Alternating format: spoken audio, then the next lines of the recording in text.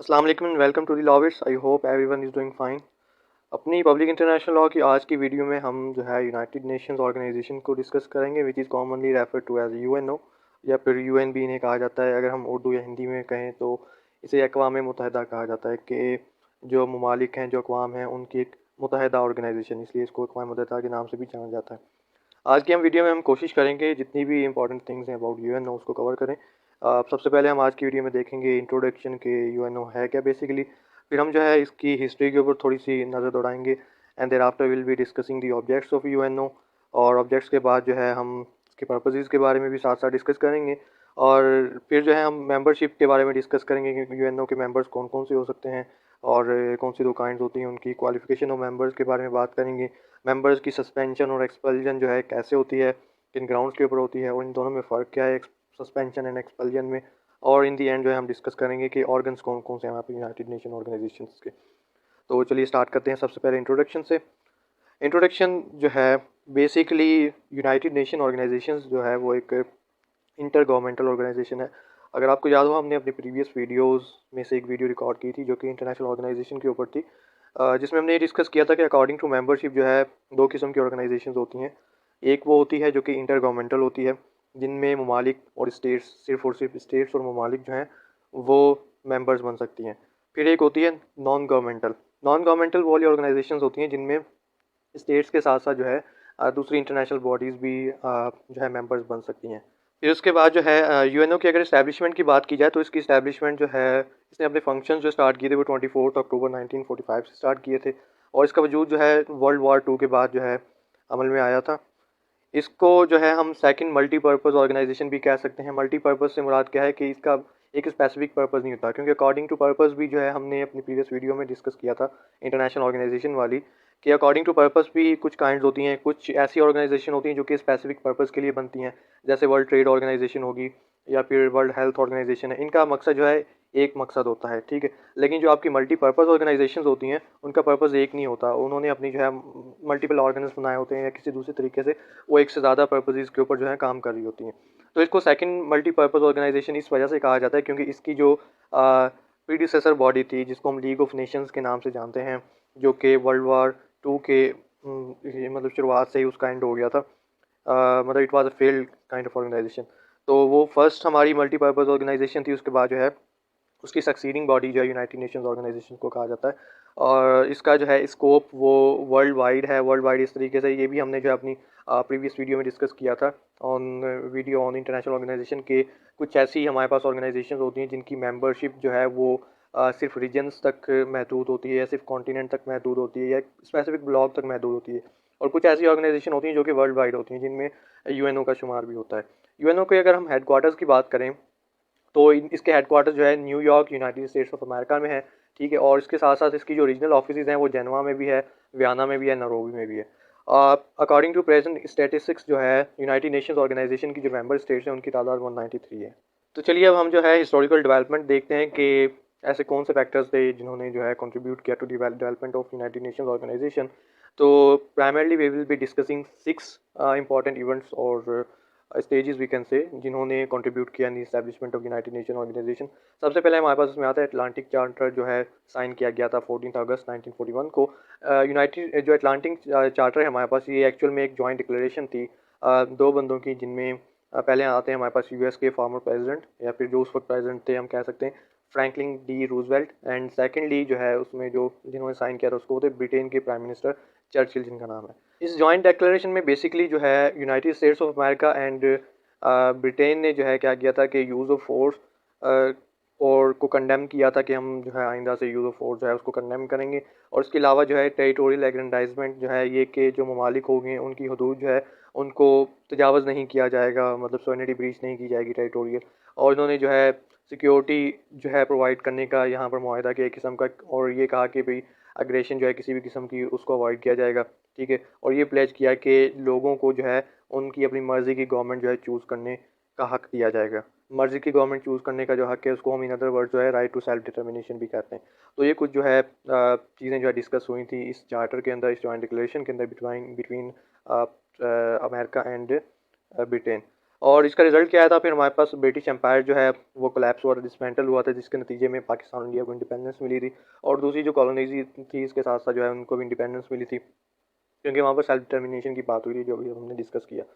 और उसके साथ साथ जो है नेटो की जो इस्टेब्लिशमेंट है, और उसके अलावा जनरल एग्रीमेंट और ट्रेड एंड ट्रैफिक जो टैरिफ जो है वो भी इसी जो है चार्टर के बाद जो है वजूद में आए थे। फिर उसके बाद जो है सेकंड स्टेज यहाँ पर आता है हमारे पास यूनाइटेड नेशंस डिक्लेरेशन, जिसकी डेट रेफर की जाती है 1 जनवरी 1942। इसको साइन किया था 26 नेशंस के रिप्रेजेंटेटिव्स ने, और साइन करने की जगह कौन सी थी, वाशिंगटन थी हमारे पास।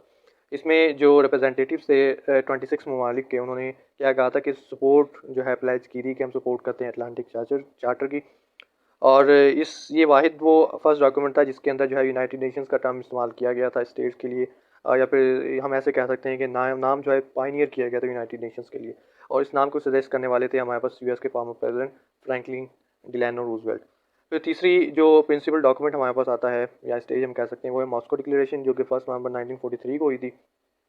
इस डिक्लेरेशन को इशू करने वाले ममालिक में ब्रिटेन, यूनाइटेड स्टेट्स और रशिया और चाइना का नाम है। ये चार ममालिक थे जिन्होंने इस डिक्लेरेशन को इशू किया। इस डिक्लेरेशन के अंदर बेसिकली इन्होंने क्या किया कि रिकग्नाइज़ किया कि हमें जो है एक इंटरनेशनल ऑर्गेनाइजेशन बनानी चाहिए जिसका पर्पस जनरल होगा, कोई स्पेसिफिक पर्पस नहीं होगा। और वो बेस किसके ऊपर करेगी, principle of sovereign equality of all peace loving member states, के जिसमें जो है जितने भी अमन पसंद ममालिक हैं या स्टेट्स हैं, उनकी इक्वलिटी के ऊपर, उनकी सोवेन इक्वलिटी के ऊपर ये जो है ऑर्गेनाइजेशन, इंटरनेशनल ऑर्गेनाइजेशन बेस करेगी। और इसकी मेंबरशिप जो है वो ओपन होगी all state too for all state, कि जितनी भी स्टेट्स होंगी उनके लिए इसकी मेंबरशिप ओपन रखी जाएगी। मतलब कहने का ये कि ये किसी स्पेसिफिक रीजन या कॉन्टिनेंट या ब्लॉक तक जो है महदूद नहीं होगी, ठीक है। और इसका मकसद फिर जो है क्या होगा, इंटरनेशनल पीस एंड सिक्योरिटी। इस मॉस्को डिक्लेरेशन का बेसिकली मकसद ये था। मॉस्को डिक्लेरेशन के बाद जो है हमारे पास एक और इम्पॉर्टेंट स्टेज आता है, जो कि है डम्बार्टन ऑक्स कॉन्फ्रेंस, जो कि सितंबर 1944 में कॉल की गई थी। इस कॉन्फ्रेंस को अटेंड करने में जो है रिप्रेजेंटेटिव्स थे हमारे पास ब्रिटेन के, यूएस के, रशिया और चाइना के, जिन्होंने इस कॉन्फ्रेंस को अटेंड किया। इस कॉन्फ्रेंस का बेसिकली मकसद ये था कि जो 1943 में होने वाली मॉस्को डिक्लेरेशन थी उसको जो है एक अमली शक्ल में लाया जाए। इस कॉन्फ्रेंस के अंदर क्या हुआ था कि इन्होंने पहला ब्लूप्रिंट जो है यूनाइटेड नेशंस ऑर्गेनाइजेशन का प्रिपेयर किया था, जिसको दूसरे नाम से भी जाना जाता है डम्बार्टन ओक्स प्रपोजल्स। फिर उसके बाद जो है हमारे पास जो है एक और इम्पॉर्टेंट इवेंट आता है जिसको हम याल्टा कॉन्फ्रेंस के नाम से जानते हैं, ठीक है, जो कि एक फिफ्थ स्टेज है हमारे पास हिस्टोरिकल डेवलपमेंट के अंदर। ये याल्टा कॉन्फ्रेंस जो है 1945 के अंदर हुई थी, और इसको अटेंड करने वाले जो थे यूएस के जो प्रेसिडेंट रूजवेल्ट थे, ब्रिटेन के जो हमारे पास प्राइम मिनिस्टर चर्चिल थे, और रशिया, जिसको तब रशिया नहीं थी, तब ये यूएसएसआर था, और इसके जो लीडर या हम प्राइम मिनिस्टर कह सकते हैं स्टालिन थे। इन तीन बंदों ने इस कॉन्फ्रेंस को अटेंड किया था, और इस कॉन्फ्रेंस के अंदर इन्होंने ये आपस में एग्री किया था कि हम जो है 15 स्टेट्स को जो है वो कंसिडर करेंगे और उन्हें कॉल करेंगे एक जनरल कॉन्फ्रेंस में, जहाँ पर जो है यूनाइटेड नेशन ऑर्गेनाइजेशन की जो है तश्कील को डिस्कस किया जाएगा on the basis of Dumbarton ऑस्क प्रपोजल्स। फिर उसके बाद जो है आखिरी और सबसे इम्पॉर्टेंट इवेंट, या हम कह सकते हैं ये वो इवेंट है जिसमें फाइनली यूएनओ की जो है कॉन्स्टिट्यूशन अमल में लाई गई थी। इसको जो हेल्ड किया गया, कंडक्ट किया था 25 अप्रैल से लेकर 26 जून तक जो है ये जो है कॉन्फ्रेंस चली थी। और प्लेस ऑफ कॉन्फ्रेंस हमारे पास सैन फ्रांसिस्को थी, यूनाइटेड स्टेट्स ऑफ अमेरिका, जिसमें 50 मेंबर स्टेट जिनको जो है इनवाइट किया, उन्होंने इसको कॉन्फ्रेंस को ज्वाइन किया। यहाँ पर जो है इन्होंने क्या किया कि हमारे पास जो डम्बार्टन ऑक्स के प्रपोजल्स थे उनको, याल्टा एग्रीमेंट को, और उसके साथ साथ जो है वेरियस गवर्नमेंट्स ने जो है अमेंडमेंट्स इन डॉक्यूमेंट्स के अंदर प्रपोज की थी, उनको कंसिडर किया गया। और जो है इस कॉन्फ्रेंस के अंदर जो है यूनाइटेड नेशंस ऑर्गेनाइजेशन का जो चार्टर है 1945 का, उसे, और उसके साथ साथ जो है principal judicial organ of United Nation, जिसको इंटरनेशनल कोर्ट ऑफ जस्टिस के नाम से जाना जाता है, या फिर बैनल अक़वामी अदालत बराए इंसाफ के नाम से भी इसको जाना जाता है, उसका जो है स्टैचूट भी ही सैन फ्रांसिस्को कॉन्फ्रेंस के अंदर जो है अडॉप्ट किया गया था बाय 15 मेंबर स्टेट। तो ये तो हो गई हमारे पास हिस्टोरिकल डेवलपमेंट जो है यूनाइटेड नेशन ऑर्गेनाइजेशन की। अगर हम जो है ऑब्जेक्ट्स की बात करें यूनाइटेड नेशन ऑर्गेनाइजेशन की, तो प्रियम्बल ऑफ यूएन चार्टर जो है वो हमें बताता है कि इस जो है अक़वाम मुत्तहिदा को बनाने के मकासद क्या थे, ठीक है। तो हम जो है इसके मकासद को दो हिस्सों में डिवाइड कर सकते हैं। पहले जो हिस्सा है वो ये कहता है कि जो यूज़ ऑफ आर्म फोर्स है वो प्रोहिबिट की जाएगी। सेकंड जो पार्ट है इसका प्रियम्बल का, वो डील करता है कि ऐसी कंडीशंस को प्रमोट किया जाएगा जिसमें इंटरनेशनल पीस और मेंटेनेंस को प्रिजर्व और मेंटेन रखा जा सके। इन जो है प्रियम्बल के अंदर हमारे पास जो सब्जेक्ट्स दिए गए हैं उनमें सबसे पहले तो ये है कि जो आने वाली नस्ल है उसको स्करेज ऑफ वार से जो है वो बचाया जा सके। हम मतलब हम ऐसी सर्कमस्टांसिस पैदा कर दें या फिर ऐसी सिचुएशन आने ही ना दें जिससे जो है वार का ख़तरा पैदा हो और आने वाली जनरेशन जो है इससे बच सके। सेकंड जो है वहाँ पर ऑब्जेक्ट ये डिफाइन किया जाता है कि फंडामेंटल ह्यूमन राइट्स जो है, एक तो होता है ह्यूमन राइट्स, यहाँ पर बात की जा रही है फंडामेंटल ह्यूमन राइट्स, और ह्यूमन डिग्निटी जो है उसको जो है उसके अंदर जो फेथ है, यकीन है, वो रिफर्म किया जाएगा। फिर ये कि उन कंडीशंस को जो है इस्टेब्लिश किया जाएगा जहाँ पर जस्टिस, इंसाफ और जो है इंटरनेशनल लॉ और इंटरनेशनल ऑब्लिगेशंस की रिस्पेक्ट्स को जो है वो डिटरमाइन किया जाएगा। ऐसी कंडीशंस मतलब इस्टेब्लिश की जाएंगी। फिर उसके बाद जो है ये कि सोशल प्रोग्रेस से मुराद जितनी भी स्टेट्स हैं हमारे पास, उनकी जो है फलाह बहबूद और जो इंसानी ज़िंदगियां हैं उनकी फ्रीडम और बेटर स्टैंडर्ड्स उनकी ज़िंदगियों के जो है उनको जो है प्रमोट किया जाएगा। इन मकासद के लिए जो है यूएनओ काम करेगी। और इन मकासद को जो है ऑब्जेक्ट को अचीव करने के लिए क्या क्या जो है यूएनओ करेगी, वो फिर जो है इसके सेकंड पार्ट के अंदर बताया गया है हमें प्रीएम्बल के। इसमें सबसे पहले आता है कि टॉलरेंस प्रैक्टिस करनी है भाई, बर्दाश्त करना है सब ने, और जो है एक साथ जो है मिलकर अमन और सुकून के साथ रहना है, एक अच्छे पड़ोसियों की तरह, एज गुड नेबर्स। और जो है अपनी स्ट्रेंथ को हमने यूनाइट करना है, मतलब अपनी जो भी पावर होगी, मिलिट्री पावर होगी, इकोनॉमिक पावर होगी, इनको हमने यूनाइट करके क्या करना है, इंटरनेशनल पीस एंड सिक्योरिटी को मेंटेन रखना है पूरी दुनिया के अंदर। फिर उसके बाद ये कि हम ऐसे प्रिंसिपल्स और मेथड्स को एक्सेप्ट करेंगे, और एक्सेप्ट करते हुए क्या करेंगे, आर्म फोर्स जो है उसका इस्तेमाल बिल्कुल भी नहीं करेंगे, कोई भी स्टेट उसका इस्तेमाल नहीं करेगी, save in the common interest. ये फिर उसमें एक एक्सेप्शन दे दी गई, save in the common interest के, जहाँ पर स्टेट्स की कॉमन इंटरेस्ट की बात होगी वहाँ पर जो है हम इसका जो है फोर्स का इस्तेमाल कर सकते हैं, आर्म फोर्स का। सेव इन कॉमन इंटरेस्ट से मुराद जो आपकी कलेक्टिव सिक्योरिटी की एक्सेप्शन जो है, जो कि यूएन चार्टर के अंदर भी एग्जिस्ट करी है, यहाँ पर उसको रेफर किया जा रहा है कि वैसे तो यूएन चार्टर जो है कहता है कि आप फोर्स इस्तेमाल नहीं करनी, जंग नहीं करना, लेकिन जहाँ पर जो है कॉमन इंटरेस्ट की बात आएगी वहाँ पर कलेक्टिव सिक्योरिटी के जो मेजर्स हैं उनको इम्प्लॉय किया जा सकता है। फिर यहाँ पर बात की जा रही है फोर्थ नंबर पे कि to employ international machinery for the promotion of economic and social advancement of all peoples, कि हम जो है एक इंटरनेशनल मशीनरी, मतलब बैन अवी सतह पर ऐसे मैकेनिज़्म अडॉप्ट करेंगे जो कि इन इकोनॉमिक और सोशल एडवांसमेंट जो है लोगों की उनको प्रमोट करेगी। ये हो गया हमारे पास ऑब्जेक्ट्स। फिर हम जो है पर्पसेस के ऊपर आते हैं कि यूनाइटेड नेशंस ऑर्गेनाइजेशन के पर्पसेस क्या हैं। इसके जो पर्पसेस हैं वो आर्टिकल 1 ऑफ यूएन चार्टर 1945 के अंदर डिफाइन किए गए हैं, जिनको वैसे तो ये चार जो है सब आर्टिकल्स के अंदर उन्होंने डिफाइन किए, यहाँ पर मैंने ब्रेक करके बिल्कुल इनको रखा हुआ है। सबसे पहला पर्पस क्या है यूएनओ का, कि इंटरनेशनल पीस एंड सिक्योरिटी को मेंटेन रखना है। उसके बाद जो है कलेक्टिव मेजर्स जो है लेने हैं for the prevention and removal of threats, के पीस एंड सिक्योरिटी को मेंटेन रखने के लिए कलेक्टिव मेजर्स लिए जा सकते हैं ताकि जो थ्रेट्स हैं पीस को, अमन को, सुकून को, उनको जो है ख़त्म किया जा सके, रिमूव किया जा सके या प्रिवेंट किया जा सके। और उसके साथ साथ जो है ऐसे एक्ट्स ऑफ एग्रेशन या फिर ब्रीचेस ऑफ पीस जो है उनको सस्पेंड किया जा सके बाय यूजिंग कलेक्टिव मेजर्स, ताकि इंटरनेशनल पीस एंड सिक्योरिटी को मेंटेन रखा जा सके। और उसके साथ साथ जो है ये कि टू ब्रिंग एडजस्टमेंट और सेटलमेंट ऑफ इंटरनेशनल डिस्प्यूट, के जो बैन अवी सतह पर स्टेट्स के दरमियान में जो डिस्प्यूट्स वगैरह राइज होते हैं उनको पीसफुल तरीक़ों से जो है हल करेंगे, ठीक है, ताकि प्रिंसिपल ऑफ जस्टिस और इंटरनेशनल लॉ जो है उनके साथ साथ जो है इन कन्फर्मिटी भी चला जा सके। फिर जो है हमारे पास ये कि फ्रेंडली रिलेशन जो है वो हमने मेंटेन रखने हैं दूसरे सब अक़वाम के दरमियान में, ये पर्पज़ है यूएनओ का। और उसकी बेस क्या होगी, on the basis of equal rights के सब स्टेट जो है वो एज इक्वल कंसिडर की जाएंगी, और जो right of self determination of people है कि वो अपनी गवर्नमेंट जो है खुद चूज़ कर सकते हैं, उसको जो है उसकी बेसिस के ऊपर क्या किया जाएगा, स्टेट्स के दरमियान में फ्रेंडली रिलेशन को डेवलप किया जाएगा। उसके साथ साथ जो है इंटरनेशनल कोऑपरेशन जो है उसको अचीव करते हुए जो इंटरनेशनल प्रॉब्लम्स हैं हमारे पास, लाइक इकोनॉमिक प्रॉब्लम्स होगी, सोशल प्रॉब्लम्स, कल्चरल होगी, ह्यूमैनिटेरियन कैरेक्टर की जो भी प्रॉब्लम्स हैं हमारे पास, उनको जो है ख़त्म किया जाएगा।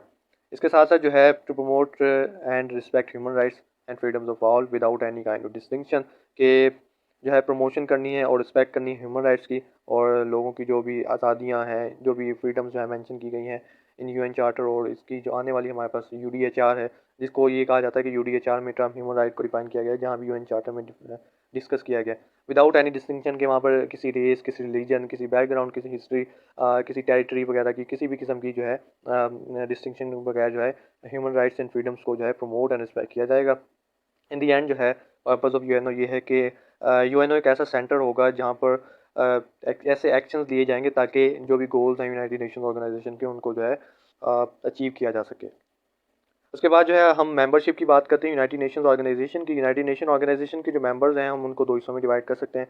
सबसे पहले ओरिजिनल मेंबर्स, सेकंडली हमारे पास सब्सिक्वेंट मेंबर्स। ओरिजिनल मेंबर्स जो है वो तीन किस्म की कैटेगरीज में फॉल करते हैं। ओरिजिनल मेंबर्स वो होंगे या तो जिन्होंने सैन फ्रांसिस्को कॉन्फ्रेंस 1945, ये वो कॉन्फ्रेंस है, अगर आपको याद हो अभी हमने बीच डिस्कस किया, जिसमें या यूएन चार्टर और आईसीजे के स्टैट्यूट को जो है डिस्कस किया गया था, ठीक है। या तो इसमें उन्होंने पार्टिसिपेट किया हो, या फिर इससे पहले होने वाली जो सेकंड हमारा हमने स्टेज इसमें डिस्कस किया था यूनाइटेड नेशंस डिक्लेरेशन 1942 की, उसमें उन लोगों ने पार्टिसिपेट किया हो, या फिर जो है जिन्होंने यूएन चार्टर को साइन और रेटिफाई किया हो इन अकॉर्डेंस विद आर्टिकल 10। तो वो जितनी भी स्टेट्स हैं उनको हम ओरिजिनल मेंबर्स करके रेफर करते हैं। उसके अलावा जितनी भी स्टेट्स होंगी उनको हम सब्सिक्वेंट मेंबर्स जो है करके रेफर करते हैं।